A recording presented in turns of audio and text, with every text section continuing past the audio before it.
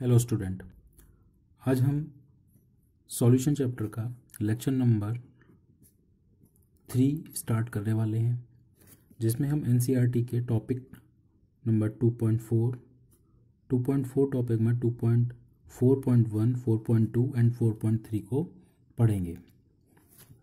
इससे पहले जो वीडियो था उसमें आपने एनसीईआरटी का टॉपिक नंबर 2.3 उसको इन डिटेल स्टडी किया था, जिसमें हमने हेनरीज लॉ को पढ़ा था। इस टॉपिक में हम पढ़ेंगे जो टॉपिक नंबर 2.4 है, ये स्पेशली है वेपर प्रेशर ऑफ लिक्विड के लिए। वेपर प्रेशर ऑफ लिक्विड ये एक बहुत ही ज़्यादा इम्पोर्टेंट टॉपिक है, क्योंकि इस चैप्टर में आगे जितनी भी प्रॉपर्टी हम पढ़ेंगे जिनको हम कॉलिगेटिव प्रॉपर्टी कहते हैं, कॉलिगेटिव प्रॉपर्टीज़ के लिए वेपर प्रेशर को जानना बहुत ज़रूरी है, क्योंकि जितनी भी कॉलिगेटिव प्रॉपर्टी हैं सबकी सब वेपर प्रेशर से ही एक्सप्लेन होंगी। तो इसलिए vapour pressure of liquid is a very important topic for this chapter. Topic number 2.3 में जो हेनरीज लॉ पढ़ा था उसमें हमने गैस इन लिक्विड सॉल्यूशन इसके बारे में जाना था, लेकिन वेपर प्रेशर इसके हम दो अलग टाइप के सॉल्यूशन को भी जानेंगे, liquid in liquid solution and solid in solid solution. तो ये दो टाइप के सॉल्यूशन और हैं जिसको हम इस वीडियो में इन डिटेल स्टडी करने वाले हैं। तो सबसे पहले हम जानने की कोशिश करते हैं what is vapour pressure of pure liquid. Vapour pressure of pure liquid को समझने के लिए हमको ये जानना पड़ेगा कि लिक्विड के मॉलिक्यूल्स का बिहेवियर किस टाइप से होता है। लिक्विड के मॉलिक्यूल का बिहेवियर गैसियस मॉलिक्यूल जैसा ही होता है, कुछ कुछ ऐसा हम एज्यूम कर सकते हैं। सारी प्रॉपर्टी गैसियस मॉलिक्यूल जैसी नहीं होती, बट मोस्टली प्रॉपर्टी या उनका थोड़ा बहुत बिहेवियर हम इनको कंपेयर कर सकते हैं। लिक्विड की जो मॉलिक्यूल्स हैं उनको कंपेयर कर सकते हैं गैसियस मॉलिक्यूल से। First point, behave like gaseous molecule. अगर हम किसी लिक्विड को एक ओपन कंटेनर में रखें तो यहाँ किस किस टाइप के फोर्सेस एक्ट करेंगे ऑन अ मॉलिक्यूल, उसको ज़रा देखें। सपोज करें एक मॉलिक्यूल इस लिक्विड के बल्क में है, तो इसके एडजेसेंट जितने भी मॉलिक्यूल होंगे वो इसको अट्रैक्शन फोर्स अगर इसको अप्लाई करते हैं तो रिजल्टेंट फोर्स या net force on this molecule will be zero. क्यों? क्योंकि हर एक डायरेक्शन से इक्वल अमाउंट में फोर्स लग रहा है, तो ओवरऑल इस मॉलिक्यूल पर कोई इफेक्ट नहीं पड़ने वाला इस फोर्स की वजह से। सेम बिहेवियर हम गैसियस मॉलिक्यूल में भी ऑब्जर्व करते हैं। अब हम सपोज करो इस जो लिक्विड की सरफेस है इस पर एक मॉलिक्यूल को ऑब्जर्व करें, तो इसको हम देखेंगे ये इधर सरफेस के मॉलिक्यूल इसको इस सर्कुलर डिस्क पर हर डायरेक्शन में इसको अट्रैक्ट करेंगे और कुछ इनसाइड मॉलिक्यूल इसको इनवर्ड डायरेक्शन में पुल करेंगे। तो अगर हम रिजल्टेंट फोर्स देखें तो रिजल्टेंट फोर्स कहाँ पर आएगा इसका, डाउनवर्ड डायरेक्शन में। तो ये मॉलिक्यूल अंदर की तरफ खींचे जाएंगे। यही रीज़न है कि लिक्विड में सरफेस टेंशन भी होती है। बट यहाँ बात कुछ और करने वाले हैं। यहाँ हम बात करने वाले हैं जैसे गैसियस मॉलिक्यूल में काइनेटिक एनर्जी होती है, सिमिलरली लिक्विड मॉलिक्यूल में भी काइनेटिक एनर्जी होती है। तो यहाँ जो हम बात कर रहे थे बिहेव लाइक गैसियस मॉलिक्यूल, वो हम इसके पर्सपेक्टिव में बात करने वाले हैं, सिर्फ इसके लिए काइनेटिक एनर्जी। लेकिन गैसियस मॉलिक्यूल में काइनेटिक एनर्जी ज़्यादा क्वांटिटी में ज़्यादा अमाउंट में होती है और लिक्विड की काइनेटिक एनर्जी थोड़ी सी कम होती है, लेकिन काइनेटिक एनर्जी होती है। सभी मॉलिक्यूल की काइनेटिक एनर्जी इक्वल नहीं होती, जैसे कि गैसेस में भी होता है। कुछ मॉलिक्यूल्स में काइनेटिक एनर्जी बहुत ज़्यादा होती है, कुछ में बहुत कम होती है। लेकिन कुछ मॉलिक्यूल में काइनेटिक एनर्जी इतनी ज़्यादा होती है कि उनके कोलिजन से कुछ मॉलिक्यूल इसकी सरफेस पर, ये जो सरफेस है सरफेस से ही इजेक्ट हो जाते हैं। मतलब इतनी काइनेटिक एनर्जी मॉलिक्यूल्स आपस में यहाँ पर पूरे बल्क में घूम रहे हैं, लेकिन कुछ मॉलिक्यूल्स को सरफेस को लीव कर देते हैं। तो इन मॉलिक्यूल्स को हम कहते हैं, ये जो मॉलिक्यूल ऊपर गैसियस स्टेट में चले गए तो ये एक तरीके से लिक्विड का गैसियस स्टेट में कन्वर्जन हुआ। अब बात आती है इसके प्रोसेस को क्या कहेंगे, उसको हम डिस्कशन बाद में करेंगे। बट यहाँ हम एनर्जी चेंजेस हो रहे हैं या फिर ये इसकी सरफेस को छोड़ ही क्यों रहा है उस पर बात करते हैं। अगर हम याद करो 11वीं क्लास में थर्मोडायनामिक्स चैप्टर। थर्मोडायनामिक्स चैप्टर में हमने एक वर्ड इंट्रोड्यूस किया था in second law of thermodynamics में, एंट्रोपी। एंट्रोपी का मतलब होता है रैंडमनेस। अगर कोई वाटर मॉलिक्यूल या एनी लिक्विड जो गैसेस स्टेट में मूव करता है, तो लिक्विड से गैस स्टेट में जाने के लिए इसकी एंट्रोपी चेंज पॉजिटिव होगी। इसका मतलब रिएक्शन कैसी हुई, स्पॉन्टेनियस। लिक्विड से गैस में चेंज होना एक टाइप से स्पॉन्टेनियस चेंज है, क्योंकि एंट्रोपी इंक्रीज हो रही है। ये फेवर कर रहा है इस चीज़ को। अगर ये फेवर कर रहा है तो ये प्रोसेस इजीली हो सकती है। अगर हम देखेंगे भी तो इन मॉलिक्यूल की टेंडेंसी होती है लूज़ करने की। इसका रीज़न ये है, जब ये मॉलिक्यूल लिक्विड स्टेट में थे तो intermolecular force of attraction in between these molecule higher था as compare to in gaseous state. ये आपको खूब अच्छे से पता है, लिक्विड स्टेट में इंटरमॉलिक्यूलर फोर्स ऑफ अट्रैक्शन ज़्यादा होता है as compare to gaseous state. तो एक तरीके से यहाँ मॉलिक्यूल आपस में बाइंड अप हो रहे थे, बंधे हुए थे, फ्री नहीं थे। उनको चाहिए फ्रीडम। हर एक मॉलिक्यूल को फ्रीडम की रिक्वायरमेंट है, या किसी भी केमिकल स्पॉन्टेनिटी के लिए वो चाहते हैं कि वो फ्रीडम गेन करें।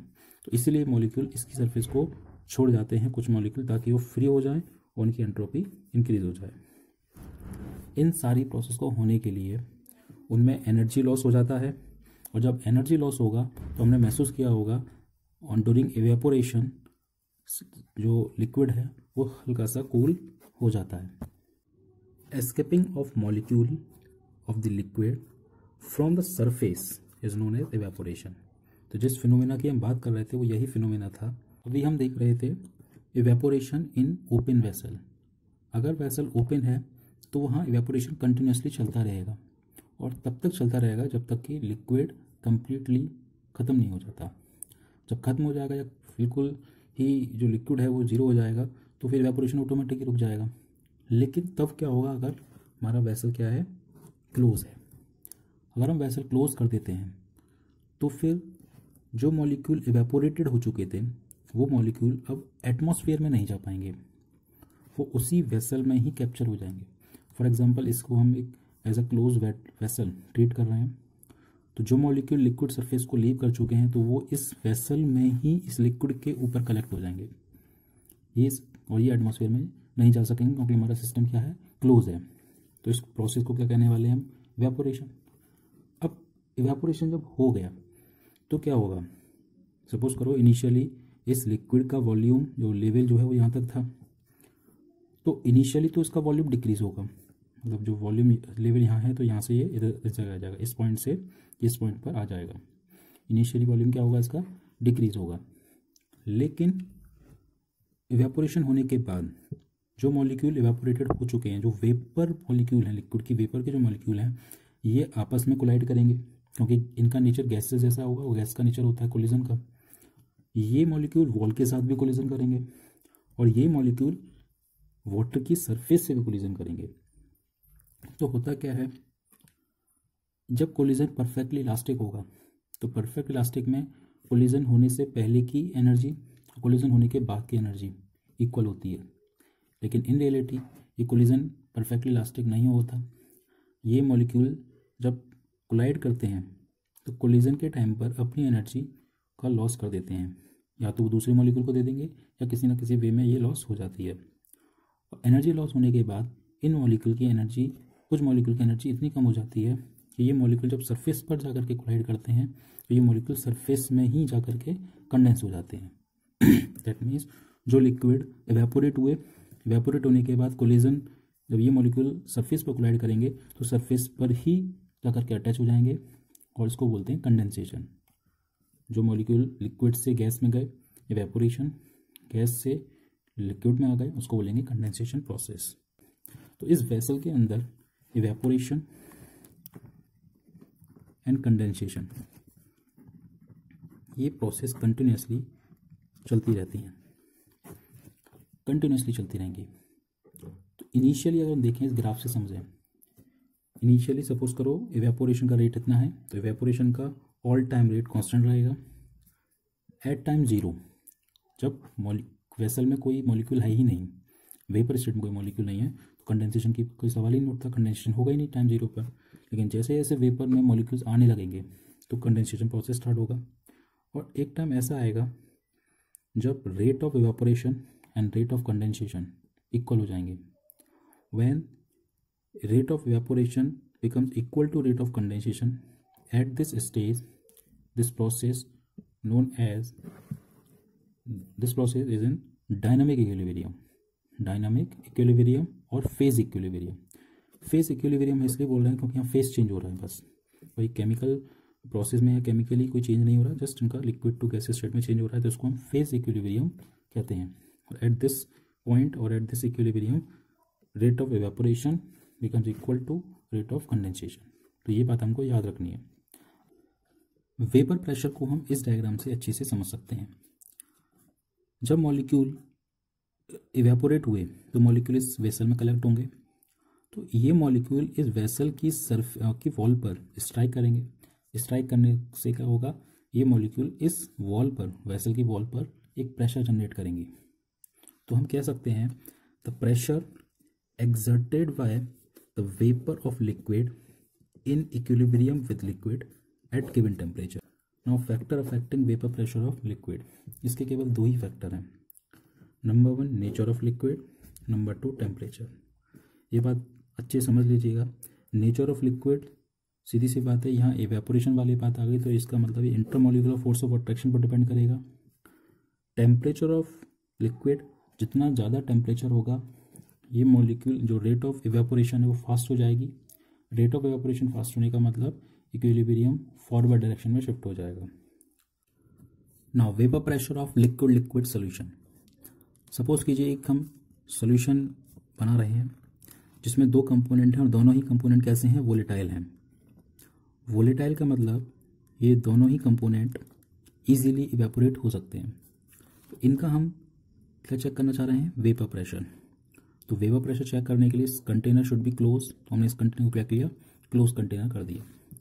तो यहाँ हम कुछ सॉल्यूशन के बारे में, जो कंपोनेंट हैं उनके बारे में कुछ पैरामीटर को फिक्स कर देते हैं। Suppose partial pressure of A component is A P A and partial vapour pressure of B component is P B.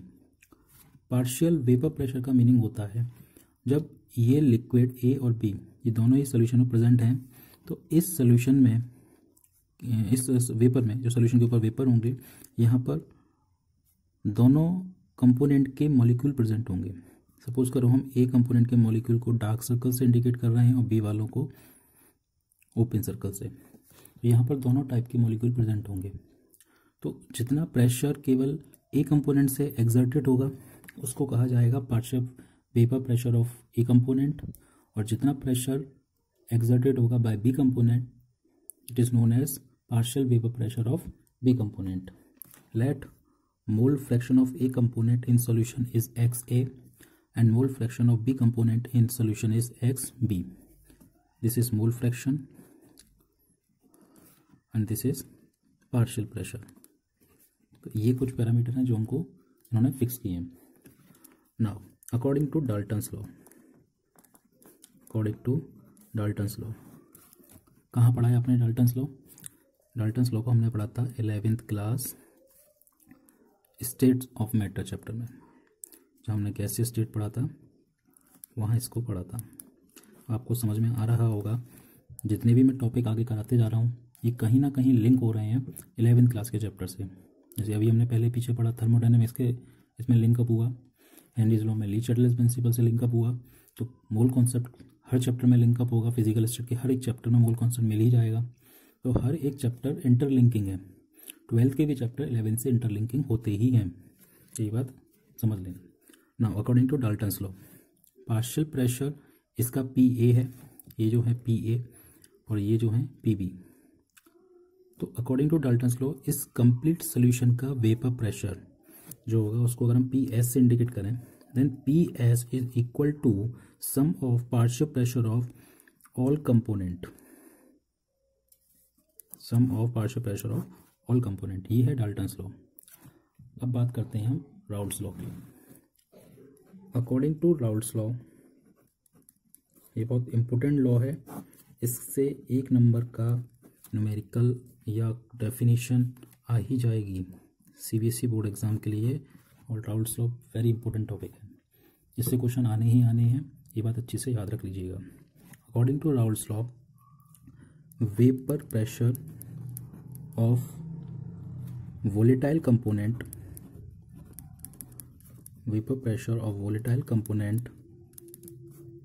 present in solution is directly proportional to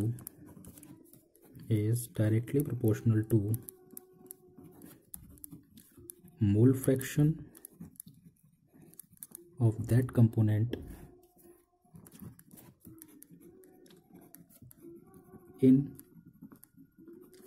solution. तो ये इनका एक स्टेटमेंट था, जो फ्रेंच एक केमिस्ट थे ये Raoul's, इन्होंने कहा कि वेपर प्रेशर ऑफ कंपोनेंट, अगर हम सपोज करें एक कंपोनेंट ए है, उसका हम लेके चल रहे हैं, तो पी ए डायरेक्टली प्रोपोर्शनल होगा किसके, मोल फ्रैक्शन, उसका मोल फ्रैक्शन कितना था एक्स ए,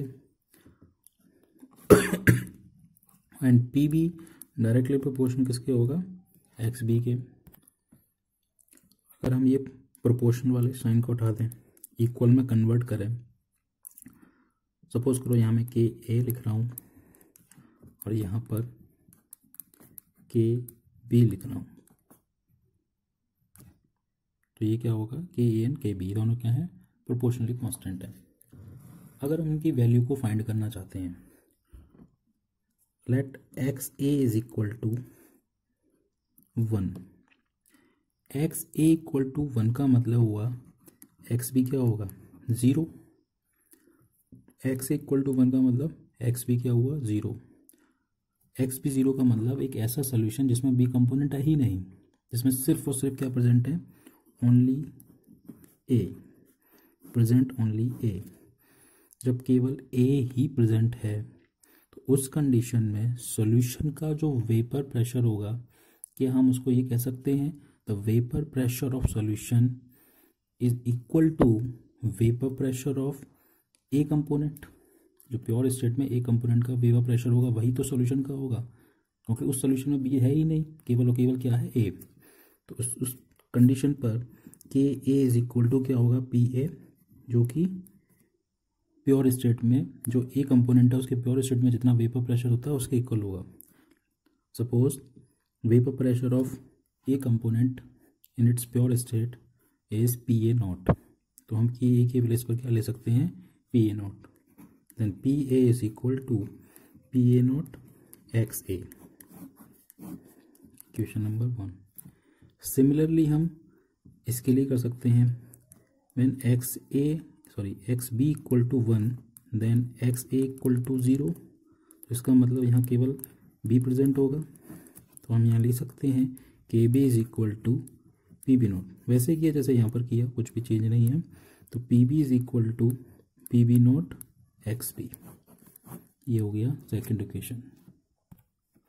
अब हमने जो P A and P B की वैल्यू फाइंड की थी उसको हम इस डाल्टन्स लॉ में ही पुट कर देते हैं, क्योंकि ये हमने पहले पता था Dalton's law equal to P A plus P B होता, तो यहीं पर हम पी ए और पी बी की वैल्यू को पुट करेंगे, and P S is equal to P A not x A plus P B not x B, ये एक फॉर्मूला बनेगा यहाँ से। अगर हम एक्स बी के प्लेस पर 1 माइनस एक्स ए पुट करें तो कंप्लीट फार्मूला एक्स ए के टर्म्स में हो जाएगा, अगर एक्स ए के प्लेस पर 1 माइनस एक्स बी पुट करें तो कंप्लीट फार्मूला एक्स बी के टर्म्स में हो जाएगा। Now mole fraction of component in vapour phase, तो जो वोलेटाइल सॉल्यूट में जो कंपोनेंट थे ए एंड बी, उनका वेपर फेज में क्या कंपोनेंट होगा, मतलब एक सोल्यूशन जो दे रखा था, जो सोल्यूशन दे रखा है उस सोल्यूशन का वेपर स्टेट में, जैसे ये कंपोनेंट ए था, कुछ कंपोनेंट बी के थे, तो इनका वेपर फेज में मोल फ्रैक्शन क्या होगा। सपोज ए का मोल फ्रैक्शन है Y A and B component का मोल फ्रैक्शन है Y B, then according to Dalton's law Y A is equal to partial pressure of A component divided by total pressure P T, और we can P S. Y B is equal to partial pressure of P divided by total pressure of solution PS. Now according to Raoult's law, PA is equal to PA naught XA, PB is equal to PB naught XB. तो हम क्या करेंगे, PA and PB की value को YA and YB के value की जगह उधर पुट कर देंगे, जिससे हमें YA की वैल्यू मिलेगी PA not XA divided by PS, और PS क्या होता है, PS is equal to according to Dalton's law PS is equal to PA plus PB and PA plus PB and YB is equal to PB not XB divided by PA plus PB. PA and PB की value को हम फिर से इस जगह यही put कर सकते हैं, तो यहाँ से सिंपली हम निकाल सकते हैं YA is equal to this and YB is equal to this. ये mole fraction in vapour phase है, ध्यान रखिएगा, इसके न्यूमेरिकल अक्सर पूछ लिए जाते हैं, क्योंकि इसमें कन्फ्यूजन ये होता है, क्वेश्चन में लिखा रहता है find mole fraction of component in vapour phase. Vapour phase का मतलब न्यूमेरिकल में वो YA एंड YB पूछना चाह रहा है, जबकि बच्चे अक्सर उसे XA एंड XB ये कैलकुलेट करके आ जाते हैं. XA and XB mole fraction of component in solution है. ये जो X वाला टर्म आएगा इन सॉल्यूशन और Y वाला जो टर्म आएगा इन वेपर, ये अब इसको याद रखना. Now vapour pressure of solid liquid solution. यहाँ जो सॉलिड होगा वो सॉलिड कैसा होगा, नॉन वोलेटाइल सॉलिड होगा, non volatile solute. Non volatile मतलब जैसे NaCl इन वाटर हो सकता है, शुगर इन वाटर हो सकता है, यूरिया इन वाटर हो सकता है.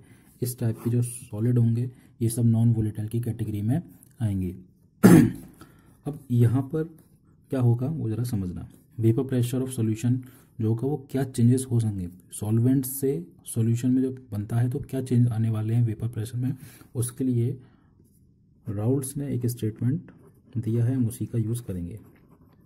राउल्ट्स लॉ, उनके according vapour pressure of solution containing non-volatile solute is directly proportional to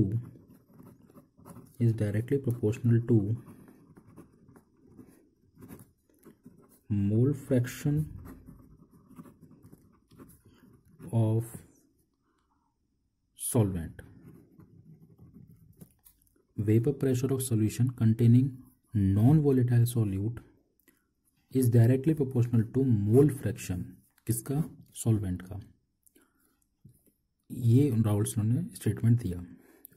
अब एक ऑब्जर्वेशन इसमें ये है, जब हम किसी भी सॉल्वेंट में नॉन वोलेटाइल सॉल्यूट को ऐड करेंगे तो ऑब्जर्वेशन ये कहता है वेपर प्रेशर ऑफ सॉल्यूशन, ये वेपर प्रेशर ऑफ सॉल्यूशन है PS, vapour pressure of solution always lesser than vapour pressure of solvent. एक ऐसा सॉल्यूशन जिसमें नॉन वोलेटाइल सॉल्यूट है उसका वेपर प्रेशर हमेशा उसके सॉल्वेंट से कम होगा, ये ऑब्जर्वेशन है. अब ऐसा क्यों होता है, इसको अब इन डायग्राम से देख सकते हैं. जब प्योर सॉल्वेंट है तो यहाँ पर सरफेस पर सिर्फ किसके पार्टिकल होंगे, केवल प्योर सॉल्वेंट के पार्टिकल होंगे. तो प्योर सॉल्वेंट में यहाँ जो मॉलिक्यूल्स होंगे इनके लिए सरफेस एरिया भी ज़्यादा हो जाएगा. इस जगह पर स्पेस में इन मॉलिक्यूल को जाने के लिए ज़्यादा सरफेस एरिया प्रोवाइड कराएंगे. जब ये सॉल्यूट इसमें ऐड करेंगे, सॉल्यूशन बनेगा, तो सरफेस पर देख सकते हैं कुछ सॉलिड पार्टिकल आ गए. अब सरफेस एरिया कम हो गया, तो इसका मतलब इसका वेपर प्रेशर डिक्रीज हो जाएगा. तो सॉल्यूशन का वेपर प्रेशर हमेशा कम होता है किससे, उसके सॉल्वेंट से. तो according to Raoult's law PA directly proportional to XA. PA क्या है, vapour pressure of solution. PS से भी इंडिकेट कर सकते हैं इसको, बट मैंने सॉल्वेंट को यहाँ A से इंडिकेट किया तो PA से इंडिकेट कर देता हूँ ताकि कन्फ्यूज़न ना हो. तो PA is equal to PA not XA. ये PA नॉट क्या है, जैसे हमने पहले पढ़ा था PA नॉट, ये भी वही है, प्योर स्टेट में सॉल्वेंट का वेपर प्रेशर है. इसको अगर हम ग्राफिकली समझना चाहें तो ग्राफ से कुछ ऐसे समझ सकते हैं,